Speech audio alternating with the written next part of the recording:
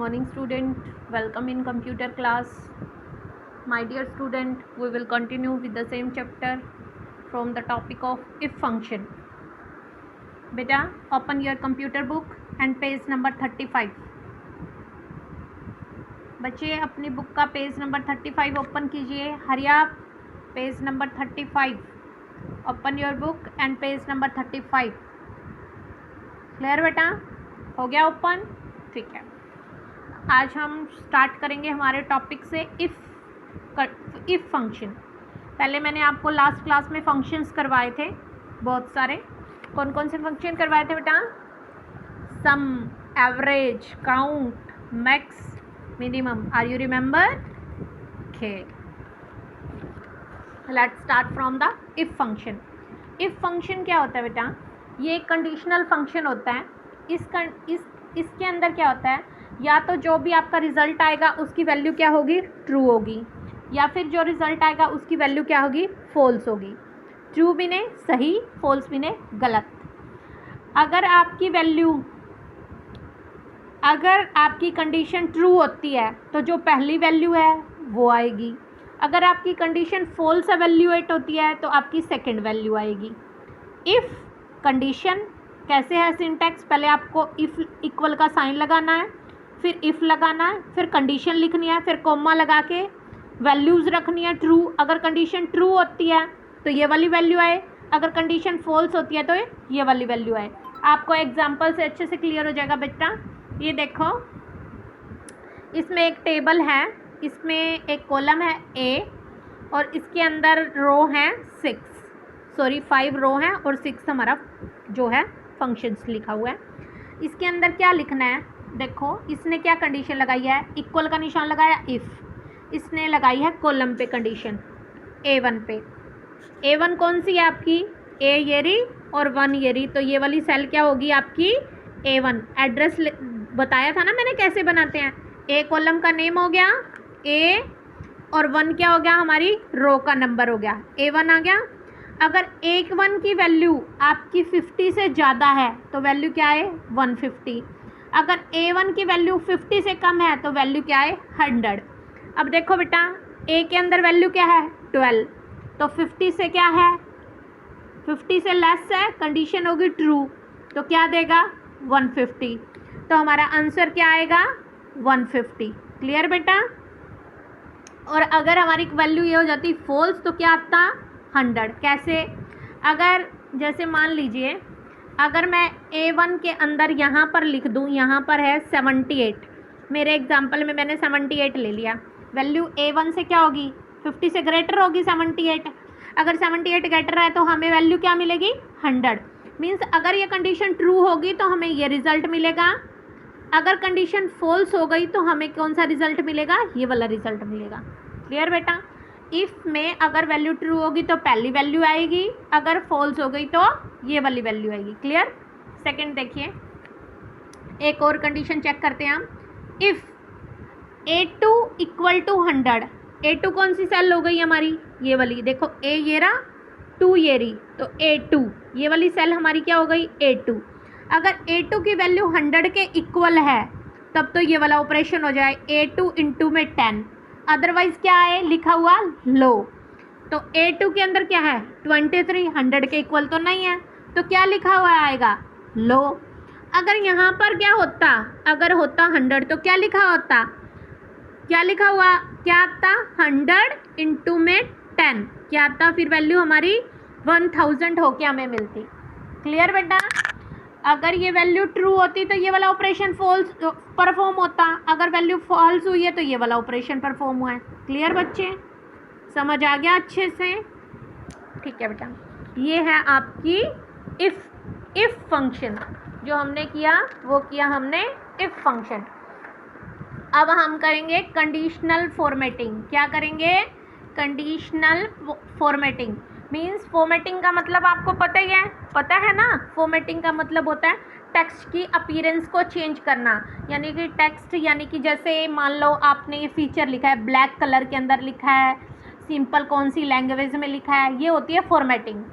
तो आपने condition formatting के अंदर हम क्या करेंगे, कंडीशनल का मतलब होता है किसी कंडीशन के बेस्ड पे फॉर्मेटिंग होगी टेक्स्ट की। देखो आगे एग्जांपल से अच्छे से क्लियर हो जाएगा बेटा। ये क्या कलर अलाउ करती है कि हम डाटा को फॉर्मेट करेंगे वर्कशीट के अंदर, किसके ऊपर डिपेंड करेगा, वो कंडीशन जो भी हम देंगे। अब आपने क्या करना है, आपने जिनके भी मार्क्स 250 से ग्रेटर हैं, अगर तो मार्क्स 250 से ग्रेटर हैं तो कौन से कलर में आए, ग्रीन कलर में। आपने ये कंडीशन लगा दी कि जिन स्टूडेंट्स के ने मार्क्स 250 से ज़्यादा हैं वो स्टूडेंट्स के मार्क्स किस में आए, ग्रीन कलर में। अब ये फॉर्मेटिंग लगाने के लिए आपको कुछ स्टेप्स फॉलो करने पड़ेंगे, वो स्टेप्स मैं बताती हूँ। सबसे पहले आपने एक वर्कशीट बना ली। इस वर्कशीट में आपने क्या क्या बनाया है, एड्रेस, नेम, इंग्लिश के मार्क्स, मैथ्स के मार्क्स, कंप्यूटर साइंस के मार्क्स और टोटल मार्क्स। ठीक है, अब आपने कंडीशन किस पे लगाई है, टोटल मार्क्स के ऊपर। इसके ऊपर लगाई है कि टोटल मार्क्स अगर 250 से ज़्यादा हैं तो ग्रीन कलर में आए, वरना ग्रीन कलर में नहीं आए, ब्लैक में ही आए। तो अब आपको क्या करना पड़ेगा, सबसे पहले तो इसको सिलेक्ट करना पड़ेगा सेल्स को, जिनको आपने क्या है कंडीशन लगाई है। तो हमने क्या किया, इनको सिलेक्ट कर लिया, F1 से लेके F7 तक आपने सिलेक्शन कर दी। उसके बाद आपने क्या करना है, होम टैब के अंदर यहाँ पे है आपकी कंडीशनल फॉर्मेटिंग। क्लियर है बच्चे, विजिबल हो रहा है आपको? मैं हल्का सा जूम करके आपको दिखाती हूँ। इसमें आपको दिखाई दे रहा है कंडीशनल फॉर्मेटिंग, उसके अंदर है आपके हाईलाइटेड सेल रूल्स। ठीक है बेटा, क्लियर हो रहा है? उसके बाद है ग्रेटर देन। जैसे ही आप इस पे सिलेक्ट क्लिक करोगे, conditional formatting page layout home tab में जाके कंडीशनल फॉर्मेटिंग में जाओगे तो ये वाली विंडो ओपन होगी। इसमें हाईलाइटेड सेल रूल और इसमें फिर आगे खुलेगी अपने आप ग्रेटर देन। जब आप इस पर क्लिक करोगे तो एक डायलॉग बॉक्स ओपन होगा। अब मैं वापस आती हूँ नॉर्मल पोजीशन पे। वो डायलॉग बॉक्स कौन सा होगा, वो ये होगा। इसमें आपको क्या दे रखा है, format cell that are greater than. इसके अंदर आपने वैल्यू क्या दी, 250, क्योंकि हमारी क्या कंडीशन थी कि जिनके मार्क्स ग्रेटर देन 250 हैं उनकी सेल किसके साथ फिल हो जाएं, green fill with dark clean text, यानी कि जो नीचे कलर है वो तो लाइट ग्रीन हो और जो लिखा हुआ आए, जैसे कि मेरे मार्क्स अगर जो भी है अगर 278 हैं यानी कि 250 से ज़्यादा है तो ये जो फीलिंग है वो तो लाइट ग्रीन कलर की हो, और जो मैं 278 है वो कौन से कलर का हो, डार्क ग्रीन कलर का। कौन से कलर का हो बेटा, डार्क ग्रीन कलर का। क्लियर? अब जैसे ही फिर आप लिखने के बाद ओके बटन प्रेस करोगे तो रिजल्ट के अंदर आपको ये मिलेगा। देखो जो फीलिंग है वो डार्क लाइट ग्रीन की है और जो अक्षर लिखे हुए हैं वो डार्क ग्रीन कलर के लिखे हुए हैं। ठीक है बेटा, तो इसके अंदर क्या हुआ कि आपके 251 250 से ज़्यादा है, 267 ये भी 250 से ज़्यादा है, बाकी 250 से कम है तो ब्लैक कलर के अंदर प्लेन्स है और जो कंडीशन थी वो हमारी क्या हो गई, फुलफिल हो गई। तो दो स्टूडेंट हैं, एक आरती और एक उमा, जिसके मार्क्स 251 से ज़्यादा हैं। क्लियर बेटा? नेक्स्ट है डाटा की सॉर्टिंग करना। सॉर्टिंग का मतलब तो आप जानते ही हैं, पीछे क्लासेस में हमने किया है। तो इसमें क्या रहता है कि हम डाटा को सॉर्ट करते हैं या तो सेंडिंग ऑर्डर में या फिर डिसेंडिंग ऑर्डर में। सेंडिंग ऑर्डर का मतलब पता है ना आपको, असेंडिंग ऑर्डर का मतलब होता है बेटा आप ABCD ऐसे आओगे, और डिसेंडिंग का मतलब होता है उल्टा क्रम, Z to A, सीधा असेंडिंग उल्टा डिसेंडिंग, यानी कि जब बढ़ता हुआ क्रम होता है वो होता है असेंडिंग, जो घटता हुआ क्रम होता है वो होता है डिसेंडिंग। क्लियर बच्चे? आप कैसे करोगे सॉर्टिंग डाटा की? सबसे पहले आप एक वर्कशीट क्रिएट करोगे, फिर सेल को सिलेक्ट करोगे। एग्जाम्पल के लिए A1 ये वाली सेल हो गई आपकी, A1 यहाँ पे, और E7 E ये रहा और 7 ये रहा, यानी कि इसने ये वाली जो वर्कशीट है इसको पूरी को सिलेक्ट कर लिया। उसके बाद आप डाटा टैब पे गए, ये रही आपकी डाटा टैब। इसके ऊपर कई रिबन के ऊपर डाटा टैब है, इसके अंदर ऑप्शन है A to Z या Z to A। अगर आपने A to Z किया बच्चे तो क्या हुआ, जो भी आपके नेम्स थे वो देखो अल्फ़ाबेटिकली AMPRS, यानी कि ये बढ़ता हुआ क्रम आया, A के बाद M आया, P आया, RU, ठीक है बेटा। अगर आपने इसको Z to A किया, ये वाला ऑप्शन क्लिक किया, ये रहा, ये Z to A किया तो ये आएगा पहले U, फिर S, फिर R, फिर पूजा, फिर मोना, फिर आरती, यानी कि उल्टा क्रम, घटता क्रम। असेंडिंग का A to Z करोगे तो A to स्टार्ट हो जाएंगे, Z तक जाएंगे। अगर Z to A करोगे तो नंबर Z से A आएंगे। नेक्स्ट टॉपिक है आपका कि आपकी सॉर्टिंग होती है वो सारे क्राइटेरिया के बेस पे भी होती है। कैसे, जैसे आपने क्या करना है, जिस भी सबसे पहले वही, जैसे आपको इस पे सॉर्ट करना है तो इसको सिलेक्ट कर लिया, फिर आप कहाँ जाओगे,